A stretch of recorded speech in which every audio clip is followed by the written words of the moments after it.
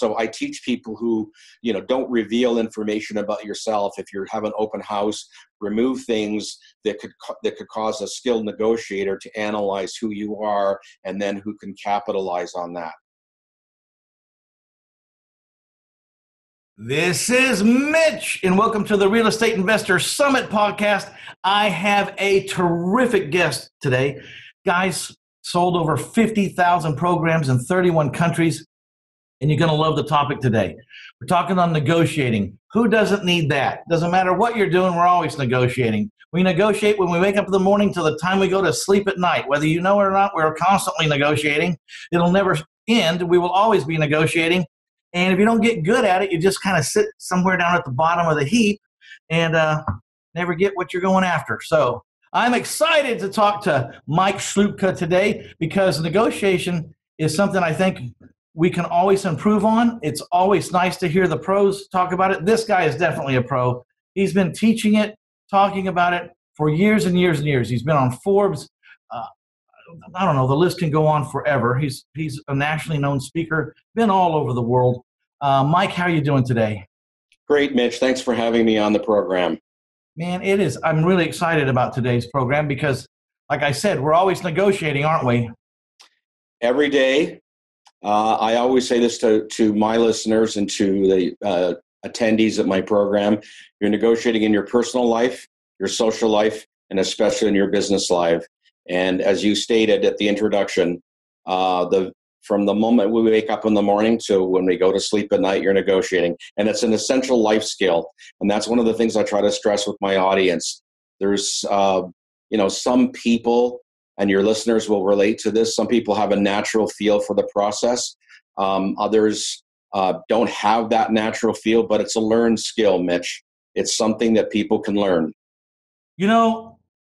I'm going to tell you, I have not considered myself the greatest negotiator in the world. I mean, I must have something going. I have something going on because I'm able to close a certain amount of deals, and I make my fair share of, get my fair share of the good side of things. But I don't naturally think to negotiate. Like I went in the other day and bought a new rifle at the gun store, and I walked out kicking myself because by the time I got home, I realized I never asked for $1 off.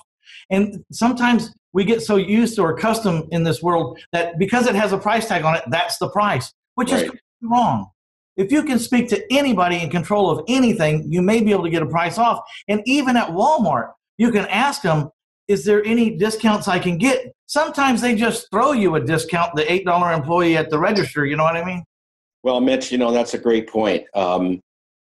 To formalize what you've just said, whether you're buying a home, whether you're buying something at retail, whether you're buying a specialty item, whenever you go into a store, a location, and even online now, when somebody gives you their price, we call it their opening negotiating position. And their opening negotiating position is their price. But that doesn't mean that there's not flexibility. So I would encourage all of your listeners to use one key question when they're negotiating and simply ask the other party involved in the negotiation this question: do you have any flexibility on price? And see what the other side says. Just learn. The people need to learn to ask great questions to determine if there's any flexibility. But the first obstacle people need to overcome is the fear of asking for something. That's true. And you think, like I just said, even at Walmart, when you get up to the register, you assume that they have no authority. Right.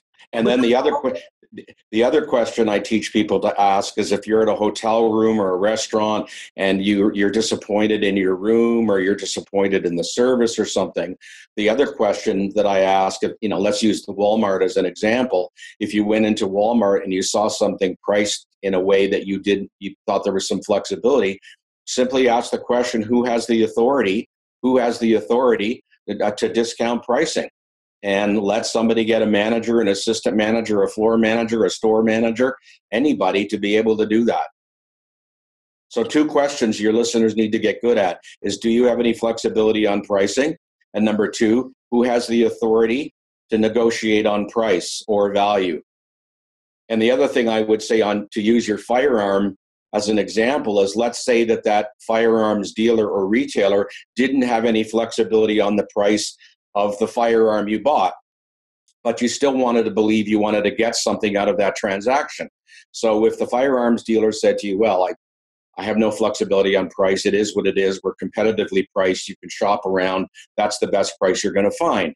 And then, having listened to this program and had me as your guest, I would teach you to say, well, is there anything else that we could look at other than price? And you might have been able to do something on either ammunition or a gun case or something like that, that was over and above price. And if you work hard enough at it, you'll be able to get at a win-win outcome. I bet you're really difficult to go out with. You're always asking for. Somebody said that to me. They said, you must drive your wife nuts. What I tend to do, though, Mitch, is I tend to figure out when I don't negotiate all of the time. We teach a methodology where, yesterday I was negotiating with a credit card company and a U.S. currency credit card. In that scenario, I'll negotiate. But generally, if I'm traveling around the world, whether it be hotel rooms, airlines, the type of seat I sit in, I always do it in a non-confrontational manner, which is something else I want to stress to people, especially people from different geographies in North America. Some geographies and people that live in certain cities are a little bit aggressive, and being aggressive in a negotiation is not a good thing. So I tend to manage it very professionally, very calmly. I ask a lot of questions in order to frame the negotiation.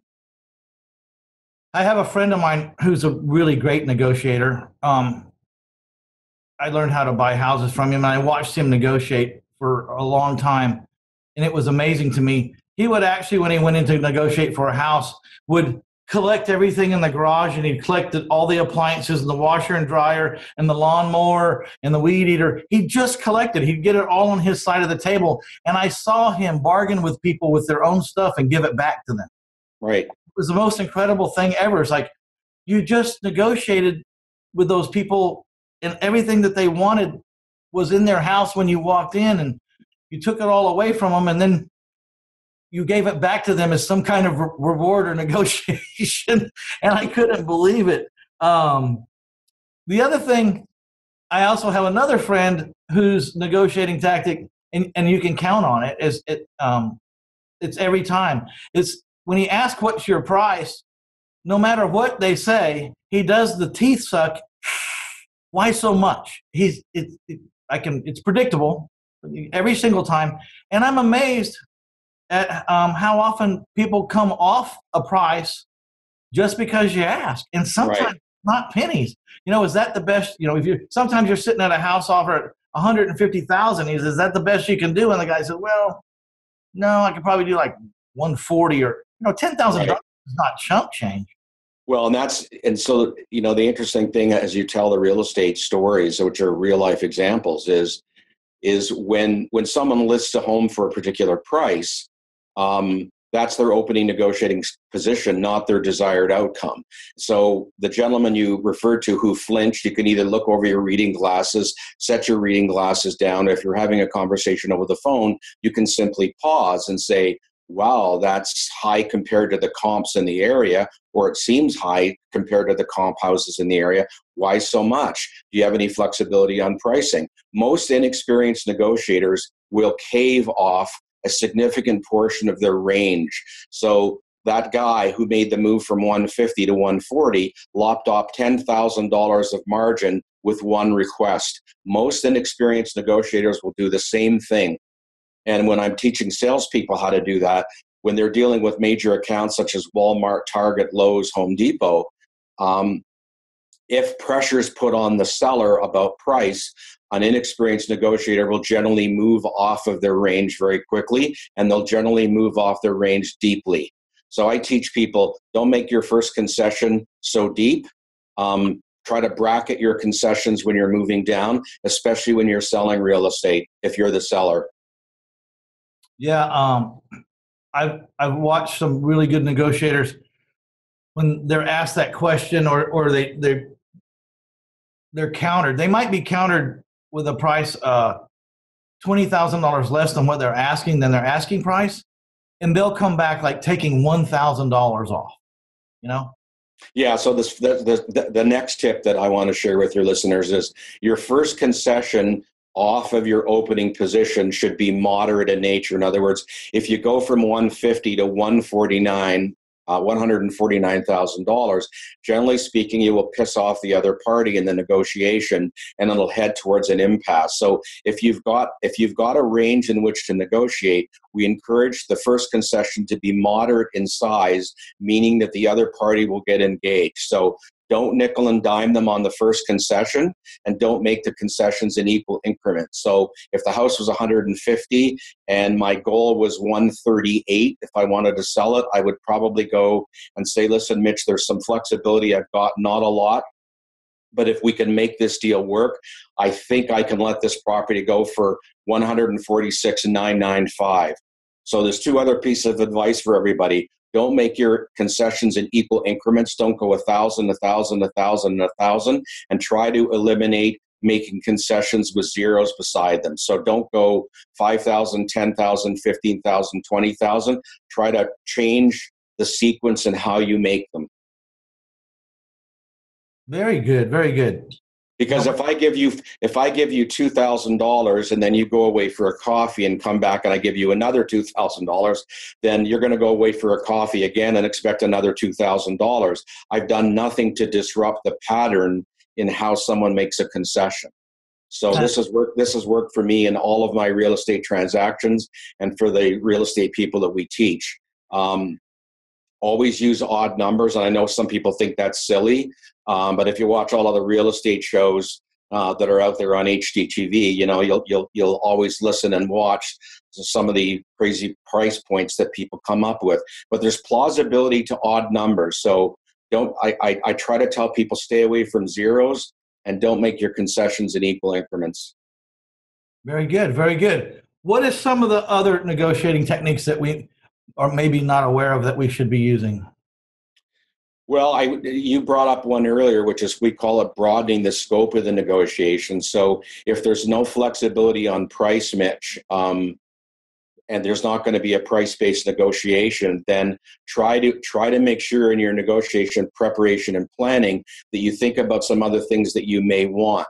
In other words, if there's no deal on price or movement on price, but you still want the property, then you need to think about a closing date. You need to think about enhancements. You need to think about the potential of waiving some conditions, possibly. We find that people generally lack creativity because they believe negotiation is only about price. So the first one is try to broaden the scope in negotiation. So when I recently sold a home and moved into a condominium, I got the seller of the condominium to do a variety of things.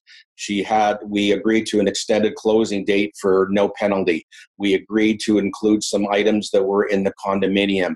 There was she allowed me to actually move in and do some things prior to the closing date, which people think is like crazy. But that relationship was built on trust. And the other thing I would say to people that we see a lot of is, please, your listeners should really take their time to plan and prepare before a negotiation. We find that I use the word lazy. Some people don't like that, but it is what it is. We find that regardless of what you're doing in life, when people don't want to put in the work, they generally lose in the negotiation. The rule of thumb is the person that's most prepared optimizes their outcome. So plan and prepare, do your research as much as you possibly can in the time frame that you've got. So a lot of different things I want to ask. I've recognized a negotiating tactic that my partner uses that's very effective. You know, the price might be 150. I'm just going to keep going back to that example because it's an easy number. It might be 150,000. He's got them down to 140, and then at the very end or towards the end, he'll say, "Look, if we could get this down to 135, I'll pay all the closing costs." Well, the closing costs were very minimal, and $5,000. I mean, it's way out of balance, you know. But they say yes to it. I mean, he uses that like as if he's giving back some or trying to cooperate. Right. Do they have a formal term for that in your world? Yeah, well, you're giving me some fantastic examples of real world situations. We call that the trade-off gambit. And Trade-off. gambit, right? So the trade-off gambit, and a gambit it's a chess term. It's a chess parlance for called maneuver for advantage. So a gambit is the movement of a chess piece on the board, and a counter gambit is what you would do with with the other party. So if I were teaching the seller of that home, when your partner said, listen, I think I can make this deal work. If you can bring it down to 135, I'll cover all the closing costs. Now, if I were the seller, I would say to your partner, let's hypothetically say his name was Bob. Bob, you and I both know that those closing costs are around $850. You just asked me for a $5,000 concession for an $850 trade-off.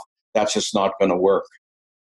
Yes. So you have to be prepared to understand what are the basic closing costs associated with the type and the dollar value of the concession that the other parties made. So that's specifically called the trade-off gambit. Wow. I was at a seminar, a symposium this weekend, and the guy was talking about purchasing notes, but it applied directly to purchasing houses, or really maybe a whole bunch of things. But I always am relating, and a lot of the listeners I have on here, we're kind of tied into real estate, so I'll keep kind of referring to the real estate transactions if you don't mind. When people ask or stiff on their price, and their price is the market price or the going rate, we as investors have a tendency to walk away from that because, well, there's no discount there. I can't make any money. And what this guy on stage was teaching us, and by the way, his name was Eddie Speed, and he gave a fantastic presentation. I mean, it was great.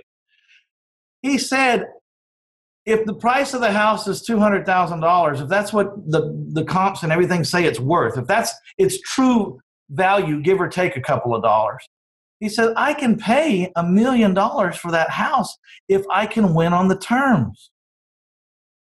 So you say, well, how can you pay $1 million for a house if it's only worth 200 and come out on it?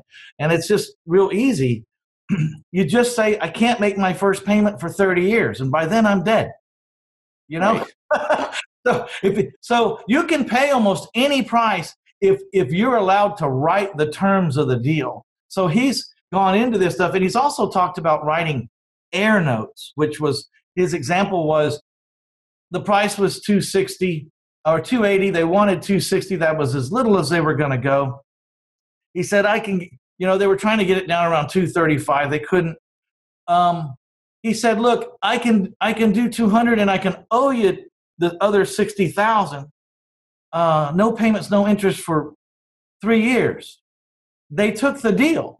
Now, the one thing that a note buyer knows, or that a note guy knows, or that a house guy like me who sells houses on terms, is that probably before that 3 years is up, and especially if you keep reminding them that there's some cash over here. If you ever need some more cash, call me, because that air note's never going to get paid. It's going to get discounted. The next time they have a circumstance and they want some cash and they want it early, they're going to probably discount that note.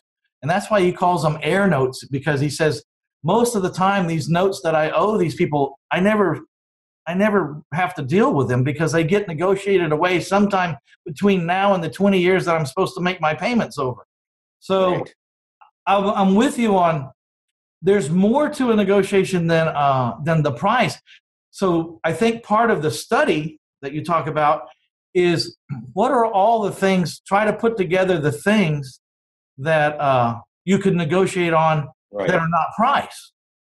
And so we teach, just get a piece of paper, and it's surprisingly, it shocks me how people struggle with the idea of simple preparations. Go for a coffee or go for lunch and mark down all of the things that are desirable that don't have anything to do with price. My own example for your listeners, when I bought the condominium, I had trouble selling my primary residence, and that was a problem.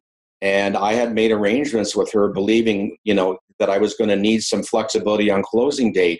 She gave me 6 months to close the sale on an expensive primary residence, prior to closing on the condominium. But what we had agreed to was we had agreed to a progressive scale that at the fourth, fifth, and sixth month, I would start to pay some of her overheads for, taxes and heat to keep the place going. So for me, $600 or $700 a month to close on an $800,000 home was insignificant compared to the value of getting 90 extra days to sell a premium priced home. It was a phenomenal negotiation, but it took work, and you have to sit down and say, what's important to me? Yeah. So do you buy a lot of real estate yourself, Mike? No, I wish I would have bought more when I was younger, but I don't. I have some family members that are into investment houses, apartments. I have a relative that's a hard money lender in Boston who lends money to home flippers, which has turned out to be a very lucrative business. And that's interesting to walk through the negotiations on that in terms of what his term, as you say, what the terms are for the people that are flipping homes, and how degrees of negotiation come into play and all those kinds of things. It's rather fascinating. I live in Canada, so the real estate market here is extremely high priced. So it's very difficult to participate as an investor here to either flip homes and or rent them and make money. And also, this is a jurisdiction with strong rent control, so it's tough. It's tough to make money in real estate. You would have to do it from afar somewhere, huh? Yeah, I mean that's what's going on in Toronto and Vancouver and everywhere. Is that's all offshore Asian money that owns a large majority of rental income properties in those large centers. Yeah. So what is your primary source of income? What's your primary goal every day? Well, we teach a negotiating coach. We teach. My primary source of income is we do presentations, seminars, learning shops, and coaching services on negotiating. So we do presentations for associations. We do presentations, seminars, and workshops for corporations. And we also do one-on-one coaching. We're moving to an online program as well. And I also do consulting work in the area of negotiations as well, primarily on the procurement, both on the procurement and the selling side. So we'll go in and work with a sales team, for example, who's selling a particular product to Home Depot, and we'll also work in healthcare in the U.S. for hospitals or healthcare institutions that are looking to lower costs. Wow. Do you have you ever helped anybody with scripts?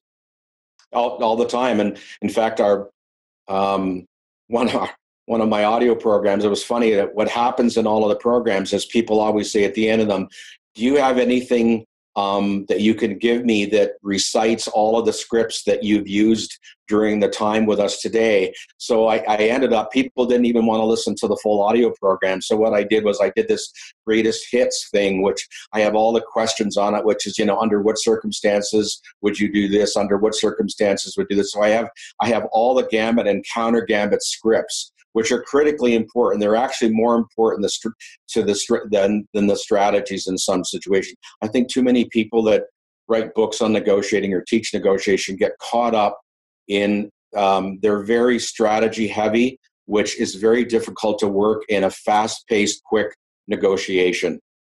You have to be ready to be able to say to somebody, like the gentleman that kept, as you say, breathing through his teeth, that we call that a flinch. And that's whether you tip your glasses, you show a sign of agitation, you put your pen down and stop writing, or that gentleman that made that facial expression. We have a script for how to deal with somebody who continually does the flinch maneuver. So there's a lot of things that people need to learn that are script driven. Wow. You've got my curiosity out the roof now. Do you ever, how important is it that you code the person that you're talking to? Do you ever do that? Do you code, you've heard yellow, greens, blues, and reds? Yeah, that's a great question. So the other side of our business is sort of forensic selling, and I won't get into that because it's complicated. But as part of negotiating, there are 4 different personality types, Mitch. There's an actual assessment that a person can take. So here are the 4 different personality types: pragmatic, analytical, extroverted, amiable. So we absolutely encourage people to understand themselves and B, to look for signals of what personality type the other party may be. So for example, if I were to go into a home, and I were in real estate for, let's say I'm one of your listeners, and I go to evaluate a home, I can pretty much tell by what's in the garage and what's on the refrigerator. If I see artwork of a child with fridge magnets on a refrigerator, and I see a lot of sort of personal family representation of possessions in the home, I generally know the person will be amiable. If I see sports equipment in the garage, I'll generally know they're extroverted. If someone is very neat and meticulous in terms of how they keep their home, if they've got, like, say, a pegboard rack of tools in their garage and everything is all hung up neatly, generally that person will be analytical. So it's very important to understand the personality type and the negotiating style of the person you're negotiating with. What is pragmatic? Pragmatics are doers. They're very decisive. They size up a situation. They do not like to waste their time, and they get along least well with amiables, who they believe are too soft and not detail-oriented enough. So pragmatics like to get in. They size up a deal. They want it over with quickly. They don't like delays. They have a their attention span is somewhat limited because they really want to move forward quickly. And it's very easy. I should say it's very easy. With some practice, you can start to diagnose people. For example, I can look at someone's screensaver on their laptop, and if they've got a picture of Hawaii or their family on vacation in a beach somewhere, it generally, and I say generally it means they're amiable. And I pick up on those. So I teach people who, don't reveal information about yourself. If you have an open house, remove things that could cause a skilled negotiator to analyze who you are and then who can capitalize on that. Same thing as expensive jewelry. I mean, don't wear expensive things to a negotiation. It's stupid. People do it all the time, though. Yeah. We have something that's called dumb is smart, which we tell people don't come across as a sharp, slick, sophisticated negotiator. It doesn't help you at all. And don't argue either. It just intensifies people's desire to prove themselves right.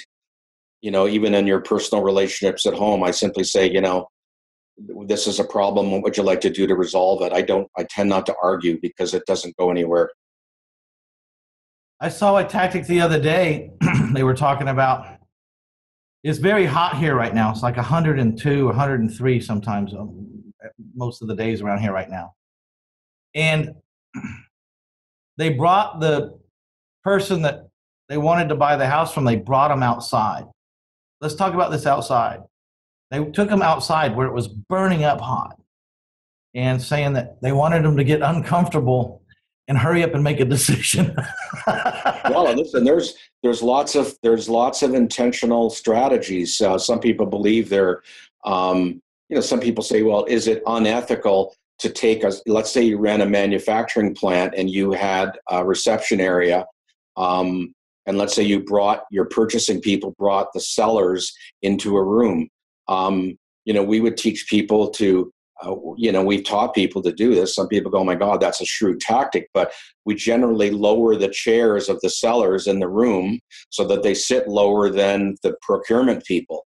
You never have the room at a comfortable temperature. It's a mistake to have that. And I applaud someone to take someone outside, unless, of course, it booby-trapped the deal and someone said, oh my God, it's so hot. I don't like the exposure of the backyard of this home. I can't imagine spending, summers in this kind of heat or something with this exposure to the backyard. So that's when it can backfire on you. But you should do things, I encourage people, if you're not a morning person, don't negotiate in the morning. If you find out that the person you're negotiating with is not a morning person, get them to meet you in the morning. If someone is tired at 4:30 in the afternoon, or they're anxious to go somewhere, play golf or do something, call a meeting late in the afternoon. People are most likely to make concessions when they're uncomfortable. That was the theory that they said, that people would negotiate different if they were uncomfortable, and Correct. They thought it is in their favor. Now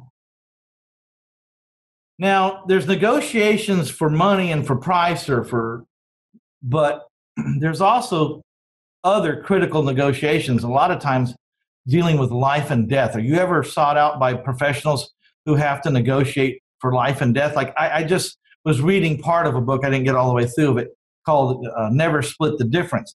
They were negotiating for hostages. They couldn't, you can't get half a guy back. You have to get the whole guy back. It's no good to get part of him back.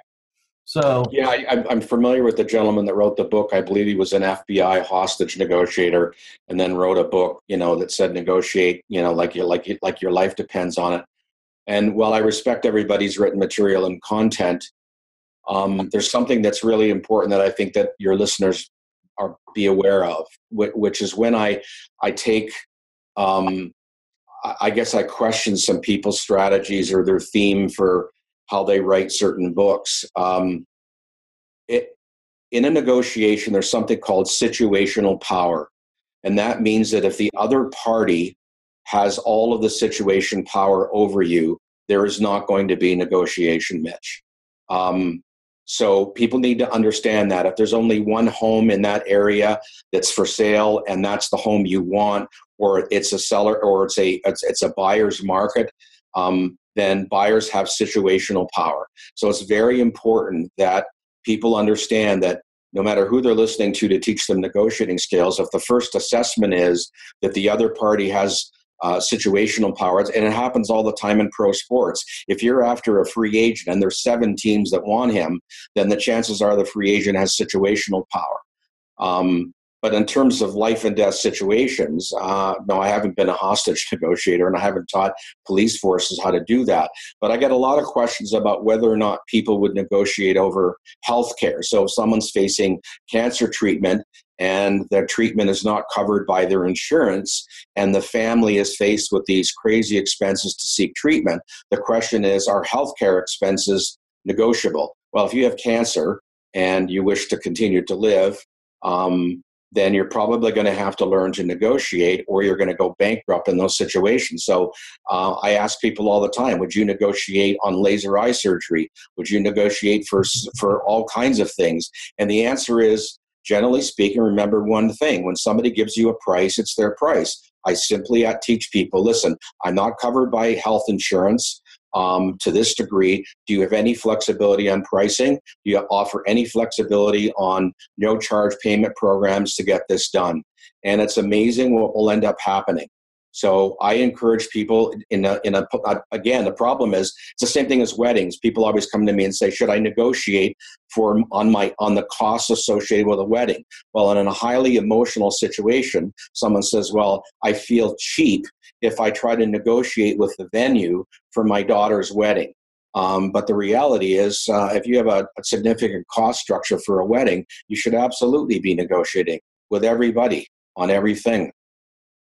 Wow. I had a situation several years ago where we all wanted to go to Cozumel. And one of my friends, who's just a killer negotiator, I think he is, I've always admired him. He's almost like too much sometimes. It's like, okay, stop negotiating with a taxi guy. We need to just get where we're going. Give him the extra, right. But this example we had, he said, let's get online. Let's find the most expensive house on the beach. The most expensive houses. So we found these companies that lease these houses. And he said, we picked out like the 5 most expensive houses. And they were beautiful with pools and unbelievable houses. And he said, okay, let's go during the off season. If you want the deal, we'll go during the off season. He said, we'll buy our tickets now, but we won't start negotiating for which house we're going to stay at till 10 days before we're going to get there in the off season. So 10 days. So then when we got about to be about 10 days before the trip, we called this management company and said, how many of these houses do you own yourself? Does the owner of this company own? And he says, well, he owns these 4. And then we picked the most expensive 4, and we said, we're going to be there. And is this one available during this time? And they said, yeah. It was only 10 days away. And then we said, well, we really like that house. We can't pay $10,000 for the week for that house, but we do have $3,000, and may we add that we're all adults, we're not partying, we will not tear this house down. It'll probably be left cleaner than it was when we got there. And if you'll take that, and they they take it. We've done it 3 times. It happened. It's kind of nerve-wracking to try to not know where you're going till 10 days before. It's really nerve-wracking for some people like me. I don't care. I'm going to stay somewhere whether I get the house or not. I'm going to go there. I'm just going to work out. But I find that kind of pressure too, waiting. Right. Like if you don't rent it now, it's not going to be rented. You know, so to formalize what that's called, we call it time pressure. And 80% of the concessions come down to the last 20% of time left, Mitch. So so first of all, let's retract that story about Cozumel or Cabos, or whether it's Cancun or Tulum or wherever you're going. It's the same situation. So first of all, you use time pressure in reverse. You found out that there is some availability. You find out that the property management company has 3 homes that you would like to lease or rent for the week. And the interesting part of that is you use the time pressure to your advantage. And the other thing that you need to always, and the listeners need to think about, is that property management company has pressure to meet bills and deadlines. So $3,000 is as important to them 10 days before they were going to have to leave the place empty. And people don't think about that. People need to think about the fact, well, what pressure is this property management company under? Well, they probably got to pay people to clean it. They probably got to pay, they've got overheads that they need to manage the property. And you come along and say, listen, I really can't afford $10,000. I would teach you to say, listen, we've taken a look at the family budget, and we think we can come up with $3,795 US. Now, when you start throwing out the zeros again, that's a problem, because I think, well, the guy said 3, I'll bump him to 8, and we'll bracket at 6 is where we'll end up. But if you say to me, listen, I've talked to the other people who are staying with, we've taken a look at the family budget, we think we can come up with $37,995 for the lease payment. Would that work for you? And that person who says it's 10 days out, I'm going to take the revenue. And if you bracket it, again, you just have to decide between $10,000 and $3,000, sort of where you want to be. I think you have to be careful that if you bracket too low on their asking price, they get insulted, and some people will hang up the phone and do whatever. So we call it maximum plausible position, Mitch, which means whatever you offer the other party, you can't go in a home, I don't care how disgusting it might look, you can't go in for a home that's listed at $150,000 and say, oh my God, this place is a mess and it's in a terrible neighborhood, I'll give you $75,000, unless of course it's some crazy fire sale. So you have to be careful to make sure that everything is based on maximum plausible position. But time pressure, same thing. I tell everybody when they buy a car, don't go in at the beginning of the month. Go in at the end of the month at 8:45 p.m. at the end of a quarter. Guaranteed Toyota, Honda, GM, Chrysler will have incentive programs. The dealership will have incentive programs. There's a tote board in the back room where every rep will know how many units they've moved off the lot. Do your research before you go. Go in at the end of the month, the end of the quarter, Friday night at 8:45, and be prepared to negotiate. And the outcome will be significant. I've sold cars, and you're exactly right. They're always trying to get those last few sales in before the books close out. Right. Man, I had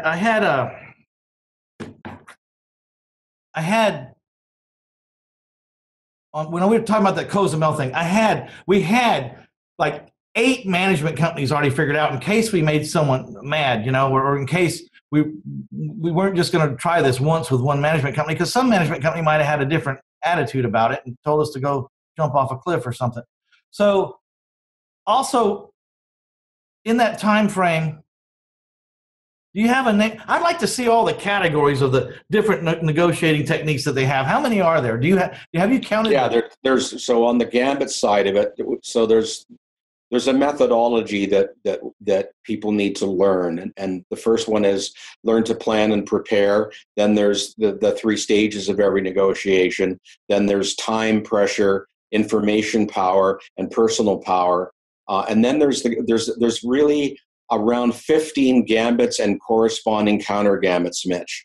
And that's everything from asking for more than you expect to get. Now, a lot of the current writers and seminar people that teach negotiating skills call many of these sort of tricks, which I take offense to, because to me, they're strategies that legitimately work. So you just mentioned one of them, which is called, alternative. So you said we had 4 different management companies. Well, you're not going to try a negotiation to move somebody from $10,000 to $3,000 a week if you don't have a backup. Now, if the backup is a hotel, the backup could be a hostel, and you could be backpacking. I don't care what your choices are, but you have to go into that saying, well, we have 4 property management companies who lease or rent space on beaches that have these types of homes, and you're going to work all 3, but you had alternatives. So there's approximately 15 gambits and corresponding gambits. But once you get the recipe and the formula right, Mitch, once you get the recipe and the formula right,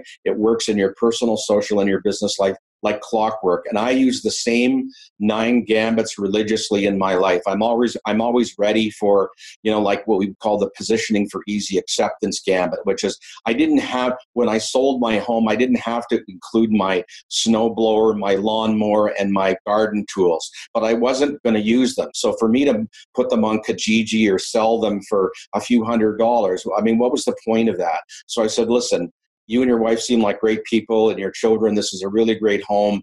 And here's what I'd like to do. I'll include the lawnmower, all of the garden tools, the snowblower, and these things as part of the deal. And the people said, oh, you do that for me? Now, neither the real estate agents, my real estate agent, and their real estate agent never asked for any of those things. So, but it was my decision to include them because we call that positioning for easy acceptance. And that means the other party goes away and says, wow, Michael Sloopka, the negotiating guy, gave us these things without even asking for them. What a great guy. What a great guy.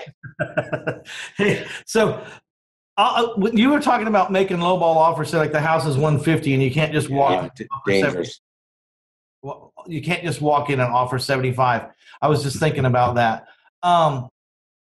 Let me restate that. So everything that you do, whether it's real estate or not real estate, needs to be based on maximum plausible position. In other words, if you want an extended stay in a Las Vegas hotel because you have a late flight, you're not going to be able to say, can I check out at 7 p.m.? That's ridiculous when the checkout time is 12 noon.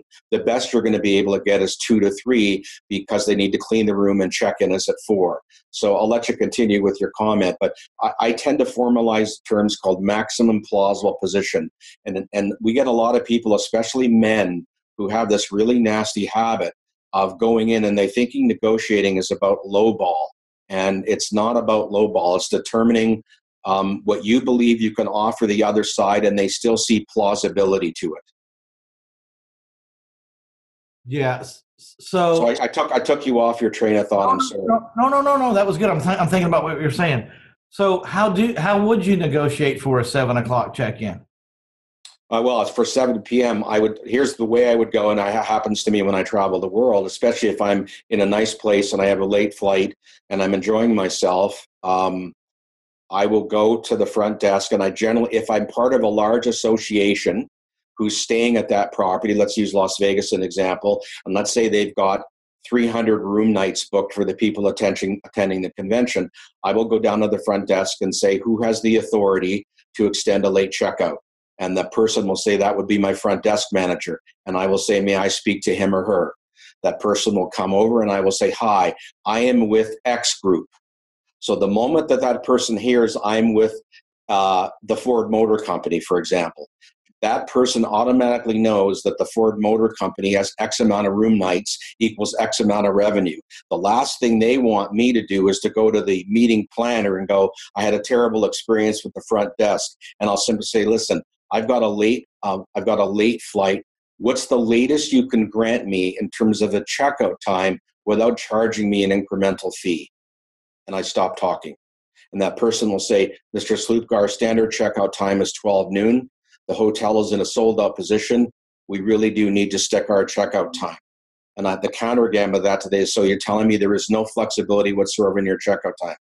And if they say no, then I say, listen, if you mind, I'll go and speak to the people at the Ford Motor Company and see if they can get one granted. What I try to do most of the time is Most people will give me, if the published checkout time is 12 noon, I will get to between 3 and 4 without paying for any surcharge associated with staying in the room. I also ask hotels all the time, what are their occupancy rates? How full are they? Because if a front desk person says, we're about 70% capacity, we were really busy last week, but we're not so busy this week. When hotels aren't full and when airlines aren't full, they've got flexibility. I have never checked out of a hotel room in 27 years at 12 noon, ever. Ever. So you're making me think of things that I've witnessed. I was in line one time at a very expensive hotel, and I knew a couple of people ahead of me in the line, and it was two men, and they started talking about flight plans, airports, turnarounds, layovers, all kinds of, like, as if they were pilots. Pilots. They weren't dressed in pilot. They were dressed normal, and the person was waiting on someone ahead of them, but they had kind of moved up, and they were talking about pilots, and I kept thinking, I never knew these guys flew. And so later on that night, I said, hey, I was in that line, and I heard you talking to Frank over there about layovers and junkets and all kinds of. I didn't know you were a pilot. He says, oh, I'm not a pilot. They just give pilots like half off at this hotel. And I figured if they heard us talking pilot language, they would assume that we were pilots, and they would give us the American Airlines rate. And I said, did it work? He says, oh yeah, when I never even asked for the airline thing, they just gave it to me. Yeah, it's amazing. Somebody might say to me, are you a member of, the American Automobile Association or the Canadian Automobile Association? Are you a member of the Canadian Professional Sales Association? I'll simply say, well, I was. And they say, okay, we can extend you this discount. I mean, it's just amazing what will happen if you try hard enough. I generally, when I do check in, I verify my room rate. I verify and do research on it. And it's so important that people invest the time. And then again, without being silly about stuff. I mean, that's the other thing that you have to have a goal. You have to have an objective. You have to be professional and fair about what you do. But a negotiated dollar is a bottom line dollar. And we just don't see enough people in our travels that are consciously competent at negotiating. There's a lot of people that are unconsciously competent, which means that they don't know that they know. And what we attempt to do is to formalize the methodology with people to get it out of lucky to being predictable. Yeah, if you think, if you just got 10% off of everything in your life, it'd be worth a mega millions of dollars. You know what I mean? Over your whole career. You're going to be giving away an audio, which is a digital download on this, not CDs or anything, but a digital download. I say not giving away. You're offering the listeners here a discount of about $20. Tell us about what you're offering. Yeah, thanks, Mitch. I think in order to get, to help people get better at this skill set, we have a full audio learning program, which includes the full learning program and also what I call the greatest hits phrases and scripts, as well as that personality self-assessment I mentioned, so that a person can determine if they're pragmatic, analytical, extroverted, or amiable. The standard price at our online store is $99.95 US. We're giving your listeners a specific $19.95 off of that list price if they go to the website and purchase it. And again, it's an MP3 download. It's instantaneous. You get some instructions to download it into your iMac or a Windows media player, and then it can go onto your phone. We're a big believer in listen and learn, Mitch, versus a book, because books are written in a one-dimensional format, which means, if they're written on the basis of how somebody responds. And my response to that is, well, what if the person responds differently? Well, in audio, we give you the gambits, the counter gambits, and the counter gambits to the way that conversation would flow. So you're able to make sure that you address that. So for all of your listeners, and I think there'll be some information that they have available through your organization about how they can get access to that discount code. and go onto the online store and get their discount. Yeah, so you just go to reinvestorsummit.com/negotiate and the number one. Negotiate and the number one. Negotiate one. And it's a tremendous asset to have these things at your fingertips and be able to listen to it. I like to double dip, Mike. I like to learn while I'm driving. I get two things done. I've got to spend 45 minutes every day before I leave my house to get to my office or get downtown where my store is. And I use that time to better myself in all different kinds of ways. And you can bet your bottom dollar that I will be taking the time to listen to my own version of this audio learning program, because I really have no doubt if I was to pay the asking price for this, that I will get my value, because it only takes one line said at the right time in the right deal to make tens of thousands of dollars up. And I think you're being very generous to give our people $20 off of what's already a great price and a great value. You know, to learn from a pro all the gambits and counter gambits, to use your terminology, for $100. I mean, it's almost something anyone should do anyways. It's ridiculous not to take that in, because to think that you wouldn't find one nugget in there to save you $1,000 before you die is kind of ridiculous, isn't it? Yeah, I mean, the program should pay for itself in your first negotiation, whether it be a credit card company, an institution, or even in a personal setting with a family member, to get a family member to clean up their room or do something, and it'll pay for itself in a heartbeat. And it's studio recorded. It's not some dubbed thing from a live program I did somewhere. So it's all studio recorded.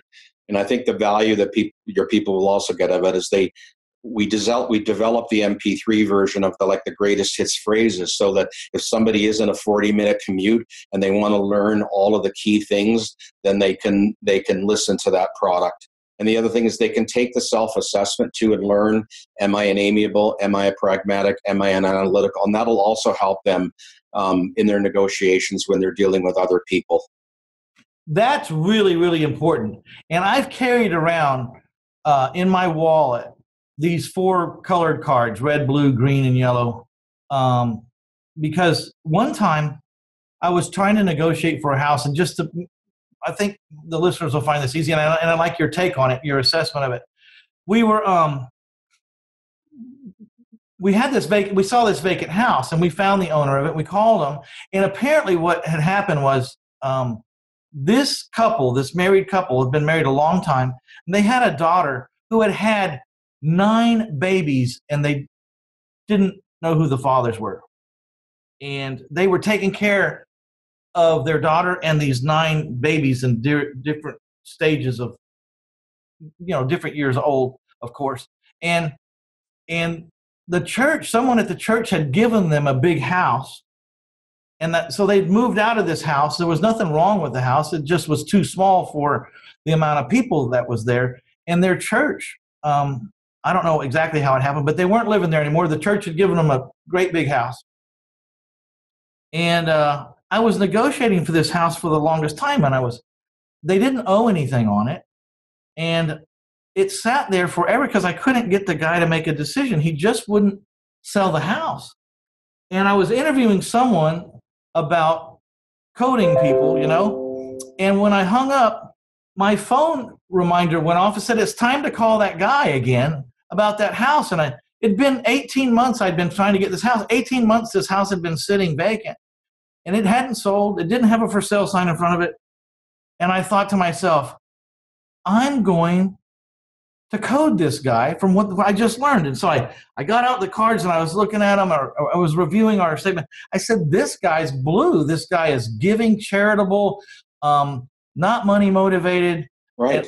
And I called the guy up like I was supposed to on my reminder and said to him, look, I noticed you still have the house for sale. It's still for sale, right? I mean, it's still vacant? And he says, yeah, it's still vacant. He goes, I don't know if it's for sale. And I said, look, I got a family that really needs to live in the neighborhood. They got kids, and the parents live in that neighborhood. They can't really afford to live in that neighborhood, but they can't afford to live where they're at and have to bring the kid all the way back and all. Anyways, long story short, I started talking to them in their language, and I bought the house by 12. It was amazing to me. Yeah, Mitch, I can't emphasize enough the importance of what you just said. Generally speaking, that person, you call it, to use your terminology, they were coded as blue.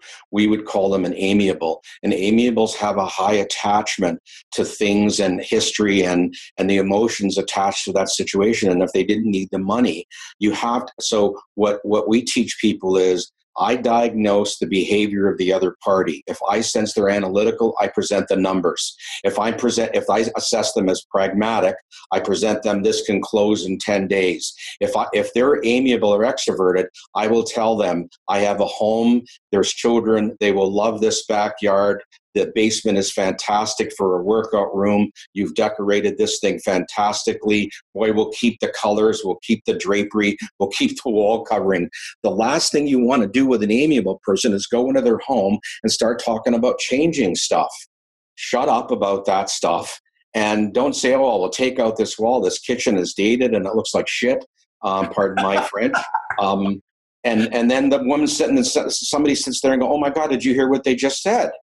And the answer is, well, look, I'm not going to sell that house to them. So I spend my life trying to teach people to appeal to the nature of the other party by diagnosing what they are. And that woman that I bought the condominium from, she was a Brazilian Italian female who was just on the tail end of a divorce. So I did not negotiate with her on money because that was her money. She bought that condominium with the proceeds of getting out of an uncomfortable situation. And the last thing I was going to do was diminish the value of that scenario. So that negotiation for the condo, I didn't ask for $1 off that condominium, not $1. I got extended payment terms and closing. I got the chance to go in numerous times to have a look at what we might want to do with it. But it's so important to read the other party. See, and I'm not studied at it as much, but I was just looking at like, okay, church gave them a house. They have to be a member of the church. For a church to give you a house, you have to be in that church a lot, probably. That's my guess. You're a staple in that church. You're there all the time. You're probably not just sitting there. You're probably volunteering or doing something. Right, you're active. Then the situation with the daughter and the 9 kids or the 6 kids or however, it was a huge amount of kids. How forgiving and how, I don't even know the word for it, but how charitable is that? These people are giving, like, I think personally too much, but that was beside the point. And so I just started to appeal to their charitable giving nature. That's right. What I thought to do, in my novice, being a novice at it, but even then it wasn't that hard. But let's talk about something else. Today we got things called social media and LinkedIn profiles and Facebook profiles.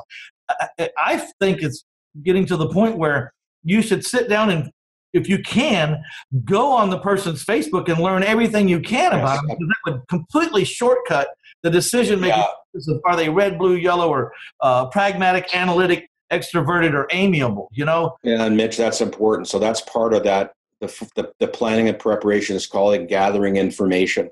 And the first thing I do before we do any engagement with anybody is we are on LinkedIn.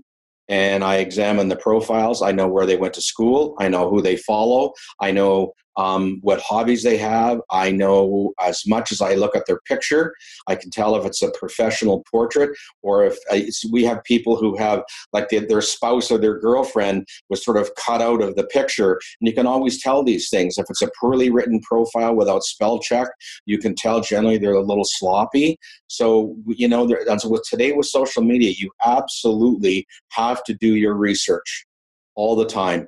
Just even Googling people, you learn a tremendous amount about their characteristics, what they're like, what their habits are like, and then you tailor your proposals, you tailor the negotiations based on what you're dealing with. I learned at the symposium that I was at this weekend, something happened. And I could have, tying back to what you're saying, I could have probably tied this together and I'm probably going to start doing more of it now that I'm thinking about it, actually studying the profiles, because my partner and one of the guys that works with us, they graduated from Texas A&M, and they have those graduation rings. Right. And I've begun to notice that these A&M graduates can spot a Texas A&M ring from 100 miles, and they gravitate, and there's this unwritten bond between them, whether they've known each other or not. And so I'm starting to negotiate with this guy, not negotiate per se, but I was trying to get him to consider loaning me money to buy my houses with. And I saw that he had a Texas A&M ring on. So I immediately text my partner and said, you've got to stop by within the next 2 minutes with any excuse you can to ask me a question, and make sure you have that A&M ring on full display, because this guy's from A&M. And Mike came over right on time. Mike's real good at asking me a couple of questions. I introduced him right away. The guy notices the ring. I mean, I don't think he was there for 2 seconds. Mike left, and I said, he goes, who's that guy to you? I said, that's my business partner of 10 years. We've done over like 350 deals together. I mean, we're right on the same page. He could be my brother practically. And he says, you don't know what, he says, you have no idea what impact you just made on me. And I said, what's that? He said, I like guys from A&M. I do business with people from A&M. He told me straight up. And I was inside myself jumping up and down going, I knew it. I knew it was going to make a difference. So now if I start looking at people's profile, when they're from Texas A&M, it jumps out at me, because I say, my partner's from A&M, So, well, and it's so important. I know a company that was just hiring a university intern, and the mistake that the chief sales officer made was that he didn't go deep enough into her LinkedIn profile prior to the final interview. This particular person was a vegan, and that's very important that you understand that. So if the formal part of the interview process is I always encourage my clients to take somebody out socially for dinner, for lunch, and get to know them a little bit and how they behave. Well, it would have been helpful not to take somebody who's a vegan to a steakhouse, right? I mean, and you can learn that by simply scrolling down on a profile and realizing, well, at university, this person was the director of marketing of the vegan club of this particular university, and she was affiliated with certain animal rights groups, and so she should be. But it can help guide the conversation so that at least people are aware that you're sensitive to their situation. Whether that be, pro sports teams, I can't tell you the number of times where somebody says, "Oh, you're a Toronto Maple Leaf fan, you're a Tennessee Vols fan, you're a Washington Redskins fan, or I see you follow this." It becomes very, very important in all of these things. It's a very critical part of all the negotiations to who you're dealing with. And you may see some things that just let you know that you don't want to deal with them at all. And that's the other thing too, is I have my history and my share of bad deals. I have a history where I knew when I was about to work for certain companies that they were going to be uncomfortable situations. They were motivated by money. So I took the engagement for money. I went on the speaking engagement for money, but the profiling information I was reading indicated that this was going to be an uncomfortable situation, and it was. And in some of those cases, I should simply walk away from the deal. And that's the other thing your listeners need to know about negotiating. The fourth stage of all this is walk away. You have to create the perception that you have options. You have other hotel rooms, other flights, other candidates to see. You have other properties you're looking at.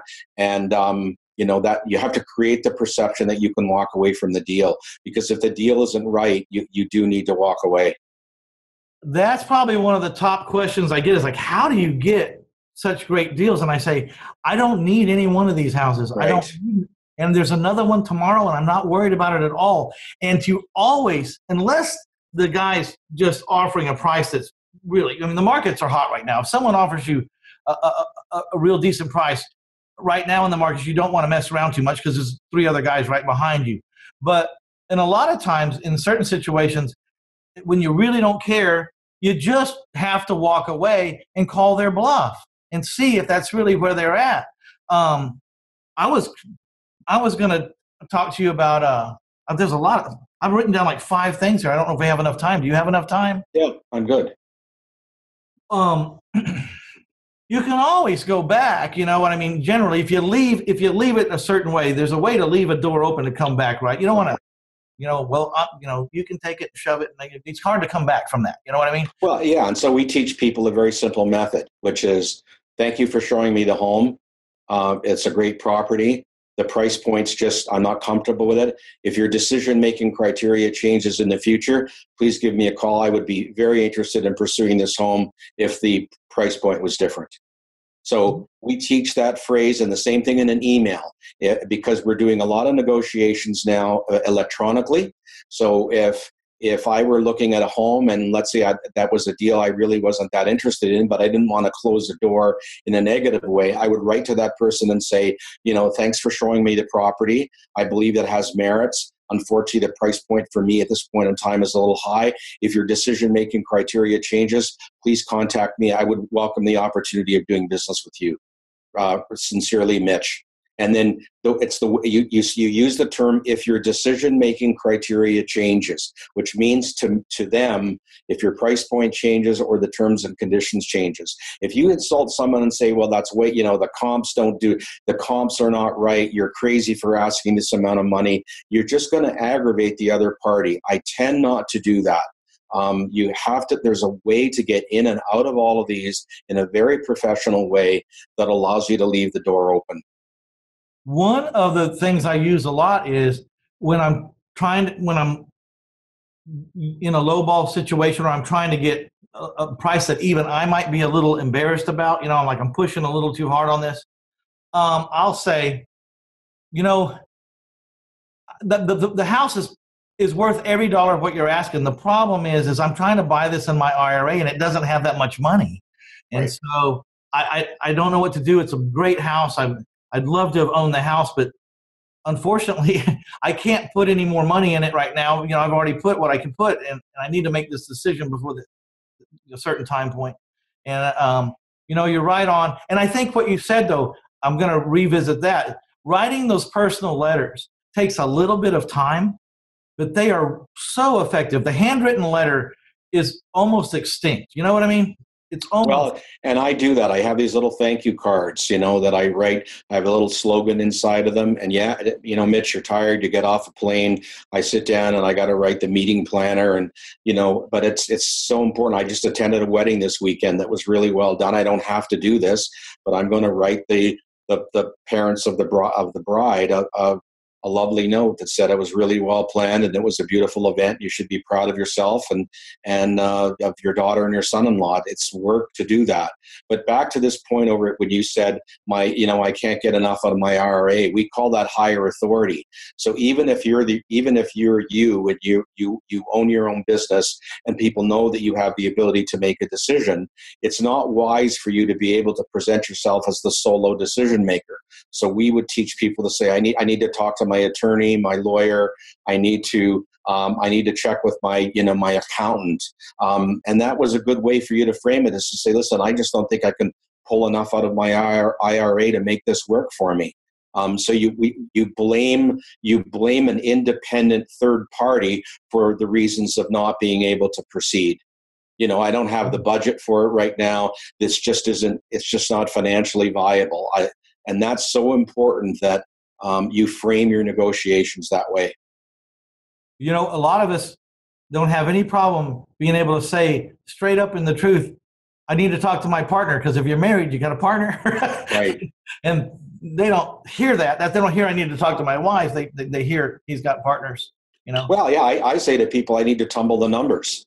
I need to go away and check some things. I need to check with my family members. I need to check with my accountant. I need to check with my lawyer. I need to check with my contractor who might be doing some renovations. I need to check the bus schedule. And all of those things, Mitch, allow us to buy time and think. Slow the process down a little bit. Again, back to your point, if there's 4 other people behind you on a real estate deal and they're in the driveway with checks, then okay, that's the deal. But too many people are too quick to jump into something without doing more additional research or buying some time to think about a strategy. And all you have to do is go away, sit in your car, grab a coffee, think about what you want to do, and make a counter proposal to the other party. But don't be in such a hurry that you don't take 15 minutes to think through it. Yeah, and there's always a way. I try to always be the good guy, the nicest guy that ever showed up to negotiate, the nicest guy. You know, you might say, I really do appreciate what you've done and how it is. Here's the thing. I don't want to put a lot of pressure on you because it's not my style. I don't want to cause pressure. But there's 2 other houses that are right behind this one. I mean, I like this one the best, but I don't want to lose all 3 of them if you change your mind. So can you help me out? Like, when can you give me an answer? Because I don't want to miss out on everything. I want this one the best. Make no mistake about it, and I'll pay what we agreed on. But what I've told you I'll pay. But I don't want to. I can't wait too long because there's some other pretty good ones. Right. You know, take the heat off of them. Try to be nice. I can't wait to delve into your stuff. Mitch, you know, I said this earlier in the podcast to your listeners. Remember, arguing intensifies people's desire to prove themselves right. Don't get confrontational. Don't get, people should not get belligerent, even if they believe they're right, whether it's an automobile repair or something that's a problem. You just simply present your side of the story and then ask the other party, what are you prepared to do, or what do you suggest we do? Too many people become argumentative and confrontational in their negotiations. That does not result in a good outcome. Right. I love using my IRA because I can use it like for an excuse for everything. Well, can you just give me this much and make payments? It's, IRAs can't make payments. They just have to write a check. I love it. I love using that as one of my tactics for that. But one thing's for sure, we can always all get better.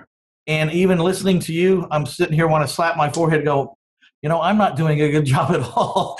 I need to use more of these tactics. I'm being lazy.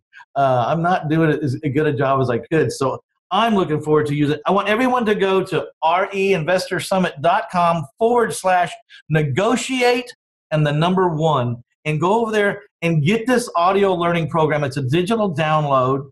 You can put it on your phone. You can listen to it in your car. You can put it in your headphones, whatever you want to do.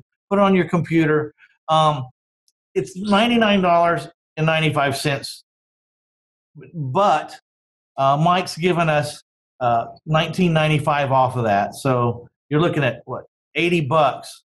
I don't know how you go wrong with this, guys. I'm going to go buy it as soon as I get off of here, and I'm going to start listening to it in my car, and I'm going to, just increase the amount of semesters I have in my car, the Auto University. I have about 1 billion semesters already under my belt, and I'm getting ready to have another semester right here with Mike Sloopka, a world-class negotiator, teaches it all over the world, been to 31 countries. Name some of the companies you've helped. Oh boy, ConMed, one of the world's largest orthopedic companies. McKesson, the 3rd largest drug distributor and manufacturer. They are a Fortune 10 company. I've been to again, as you mentioned, 31 companies, automotive companies, LePage's in the adhesive business, Henkel in the plastics business. Done a lot of association work around the world, Young Presidents Organization, Entrepreneurs Organization, Vistage. Done a lot of group sessions. Hey, let's leave with this one thought. I'm going to put you on the spot here. What's one of the most fascinating, and I probably in the least complicated, okay, because I know there's probably some very fascinating but very complicated, but what's one of the most fascinating negotiating scenarios that's happened, and what kind of change or advantage did it result in? That I've had? Or that you've witnessed?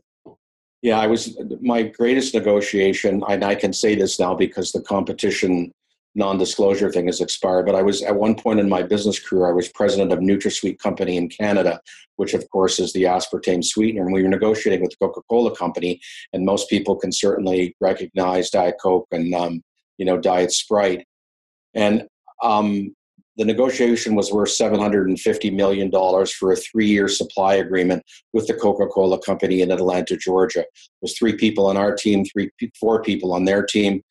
And something happened, Mitch, that was phenomenal. We believed that the negotiation was about price. And we made a series of concessions on a dollar per pound for our sweetener. And Coca-Cola said, that's really nice, and we thank you very much. And every time we did that, they gave us another country. So we got Colombia and Venezuela on the launch of Diet Coke and Diet Sprite. But something phenomenal happened. So we had made about $50 million worth of concessions on price on a $750 million 3-year global supply agreement.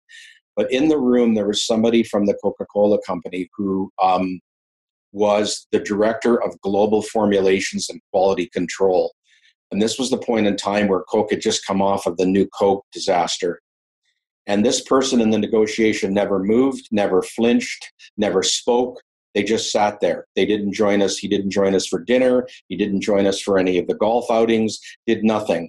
But there was one conversation we had on day 3 of the negotiations where we accidentally said that we may not be in a position of being able to supply the sweetener for this particular market. And instantaneously, this person's body language completely changed. He sat up in his chair. He became agitated and obviously concerned. And for 3 days, he just didn't make a move. So it was at that point in time, Mitch, we knew one thing, that this negotiation all along was never based on price. It was based on the ability for us to supply their market needs. And we never bothered to figure that out. What they wanted was they wanted to be able to launch Diet Coke and Diet Sprite in every international global warm market ahead of Pepsi Cola.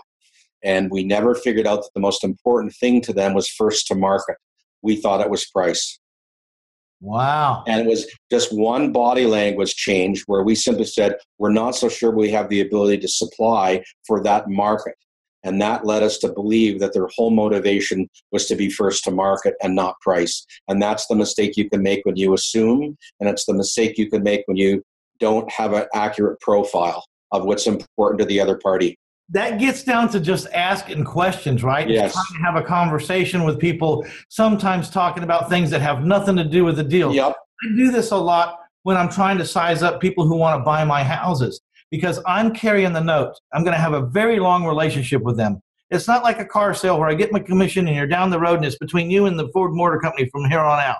You know, it's not like that. I'm carrying the note for these people. So I've trained my people at the office to ask at least 10 questions that have nothing to do with the house or anything. Look at the kid. If he's on a soccer team, say, is he playing for the league or is he playing with the church or what is he playing with? Get them talking because they'll talk themselves right out or right into my house. Now, all I have to do is listen. And we call them, again, I'm just back to formalize it. We call them blueprinting questions, we call them blueprinting questions. And on that MP3 download, I actually give people some of these blueprinting questions to ask because we encourage everybody. Blueprinting leads to a profile. Ask great questions. Wow, you're making me feel a little bit better, Mike. I don't know exactly what I'm doing, but I'm kind of doing the right thing. So now I just got to doing the right.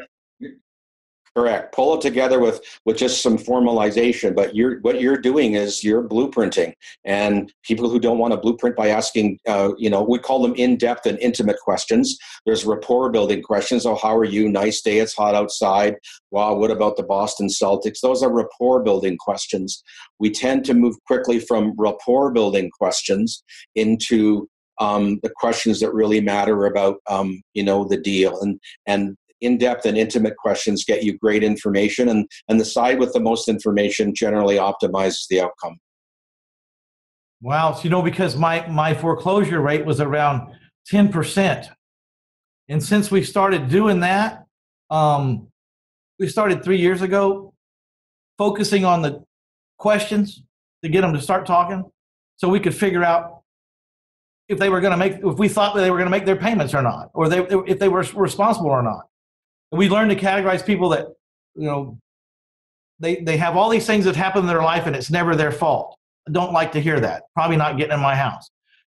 Different things. But now my foreclosure rate is 0.08. because we quit going by the formal profile as much and started listening more. And they were telling us who they were and if they were going to make their payments or not in a roundabout way. And it really, really, really worked.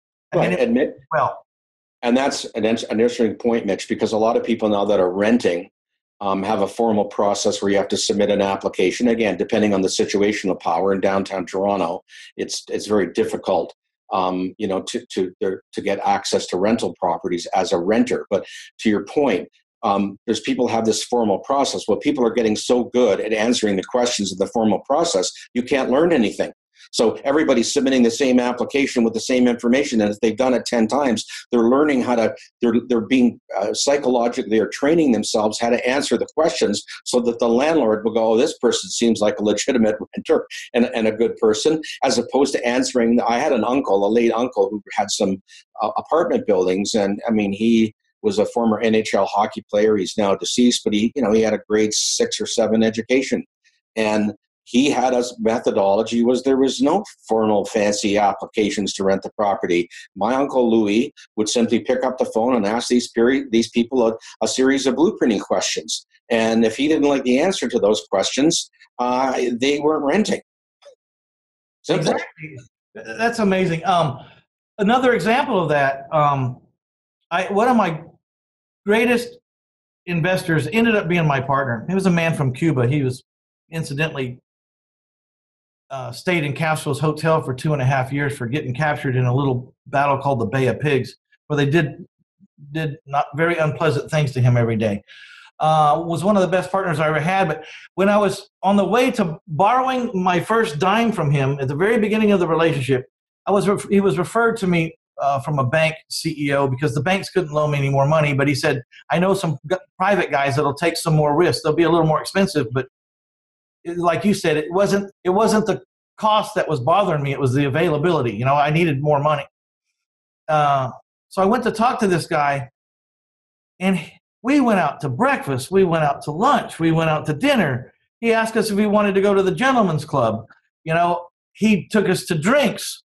Could have swore he was trying to get us drunk, And after about a month, I was talking to somebody, says, I don't know what's this guy's problem is. I don't know if he wants to date me or if he wants to loan me money, but we keep going out. And come to find out, he wanted to know who I was, because he was going to dump an exorbitant amount of money on me. He knew that. I didn't know that. And he wanted to know who the hell Mitch Stephen was under a lot of different conditions. I said no to the gentleman's club. He asked me, I remember one of the questions he asked me was, you're very successful and you can drive probably any car you want. Why are you driving that pickup truck that has 250,000 miles on it and it's 8 years old? And I said, I'm not interested in trucks. I'm interested in being financially free, and I'm not there yet. I'll get the car when I can write a check for it, and it's not even flinch. I didn't know it at the time, but that's when I made great points with him. I made great points that I didn't get slobbering drunk. I had a couple of drinks. I kept my business acumen. I always say, still to this day, I was raised by a Marine. Yes, sir, and no, sir just comes. It's just my nature. It doesn't matter if I'm older than you even, or you're older than me. It's just how I do it.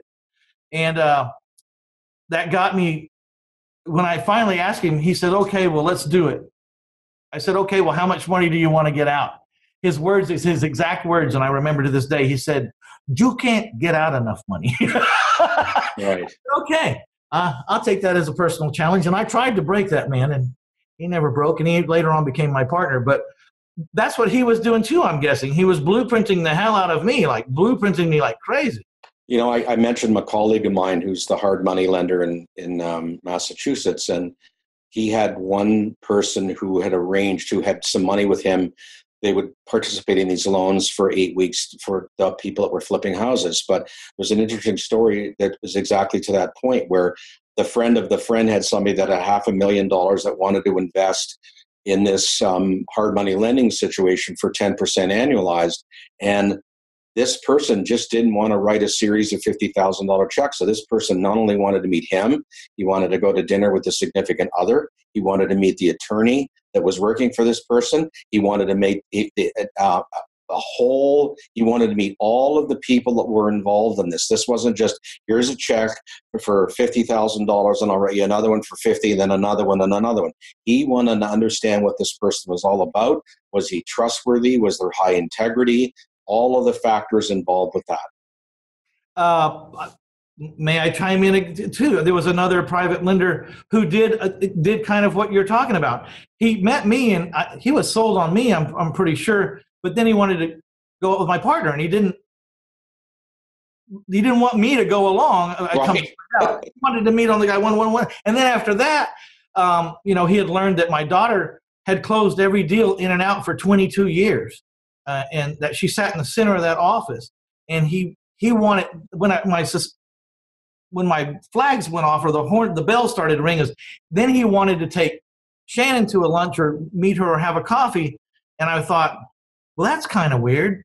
I wonder what's going on. I said, hey, this guy's worth a lot of money and he wants to meet you. I said, I guess it's kind of smart. Maybe I should think about what he's doing and do it myself in certain situations. And so Shannon went and had met him for breakfast, taco, and coffee. Came back and he finally said, "All right, let's do the deal." And I said, "I'm just curious." We did a couple of deals and we got to know him better, and I had a lot of his money out. And then I says, "I'm kind of curious. When we first met, said you went out with everybody at the office. Was that on what? Why did you do that?" And he said, "You have this culture of it. You had integrity. I wanted to know if the culture of your integrity was running all the way through your office with everyone around you." He says, "Integrity is really important to me," because he says, "You guys are going to be handling my money." He says, "There's all kinds of things people in your position can do to people like me, even if we're trying to monitor you. And what you can't police is someone's core, what they are in the middle. You have to." So he said, "I wanted to find out if that culture of integrity was with everybody around you." And he says, "When I found out that it didn't matter anymore. And quite frankly, I don't even feel like I have to watch as much anymore." Right. I got my account. And that's confidence, trust, integrity, and there's an obligation. Again, back to this blueprinting profiling. It becomes an important part of our relationships and the fabric of who we do business with, and people just don't spend enough time on that whole aspect of it, and to build that trust and understand, what a deal looks like and what a deal doesn't look like. I think about people who have lost money in this business because they loan it to the wrong person. And if they would do any kind of blueprinting, the ugliness would have showed itself way in the future. I really feel bad for some of these people because, the cons are good too. There's cons, and then there's the best cons, and the best cons are they're good at what they do. They're really good at what they do. I actually study cons. I study cons because they have a way of getting what they want. The only thing I do is I study exactly how they work and how they get things done the way they want to. I just take out the part where they screw the person. Right. Because they're master negotiators and masters usually at using a lot of tactics like pressure, time. I've learned to recognize the sign of a con. When I see three things that happen right in a row or right at the same time, one is the deal is always way over the top good for me. I mean, it's over the top good. It's like too good to be true, but I live in that world all the time, so it's hard to say, well, if it's too good to be true, don't do it. Because I've bought houses for $20,000 that were worth $150,000. I mean, it happens. But you start to recognize the deal's really good for me. Second thing, they hide behind a facade of holiness or worthiness, or I'm a preacher, I'm a policeman, I'm a Marine, I'm a vet, or whatever. And the last thing is, there's always, you have to do it now and you have to do it fast. When I see those three things, I start to back up and go, who is this guy? How much do I know about him? What position am I in? And what happens in the worst case scenario? Do I have collateral? Am I protected? Because this is starting to smell like a con. And that's another form of blueprinting too, I suppose, huh? Correct. Never be too anxious to do those kinds of deals. And it's all about that. I mean, just to, again, formalize the second part you raised about people who are perceived as respected in our societies, whether they be doctors, firemen, policemen, teachers. That's what we call legitimate power. Legitimate power is a title or a position that someone holds in society or life that could give them power.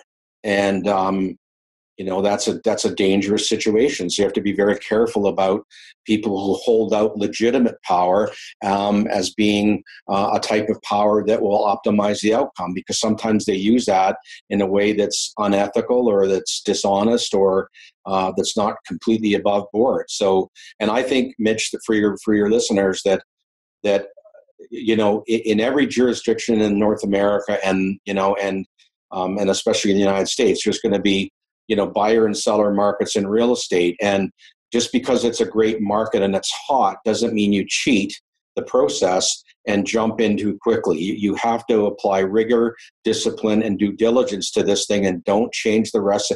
Bill Belichick for the New England Patriots doesn't change the playbook. He doesn't care whether he's playing a team that is it 0-8 or 8-0. It's the same deal. Wow, that's a good analogy. Well, we've talked an awful lot. I want everyone to please take advantage of, the listeners get $19.95 off this $99.95 audio learning to introduce you to the power of what we're talking about, which is the power of negotiation and how to negotiate and not be a turd. You don't have to be a bad guy or be confrontational to negotiate with the best of them. And so we're going to learn a lot about that, myself included. Go to reinvestorsummit.com/negotiate1. That's negotiate and the number one, and get a copy. I'd really like to thank you, Mike. You can tell how much I was enjoying the conversation because we've been on this call now for a long time. I appreciate you having patience and staying with me all this time, but it was fun. I hope you enjoyed it. It was great. The stories you tell are real life examples. I wish I could certainly have you attend many of my public programs, because they're certainly relevant day in and day out, and you've got a wealth of experience to share with people. And so I appreciate being on the podcast. Well, I don't consider myself a fantastic negotiator. I would like to get better. I think I might do some things on accident, but I'd like to know more of why I do them and when to do them and do them more. And I'd like to negotiate more, because I don't think I negotiate enough. Sometimes, I just say good's good enough, and I don't negotiate as strong as I could. But I appreciate it. You've really opened my eyes to a few things and got me excited about studying negotiation again. And it's good, man. And thanks for offering the special discount for my folks here, because they always appreciate that. Happy to do it. All right, this is Mitch Stephen with the Real Estate Investor Summit podcast. I'd like to thank each and every one of you out there listening for stopping by to get you some Mike Sloopka. And I want you to get over to reinvestorsummit.com/negotiate1 and get this amazing little audio learning program. I don't know how you don't make money with this thing. Until then, you guys keep it between the lines, and I will see you on the next show. Thank you. We're out of here.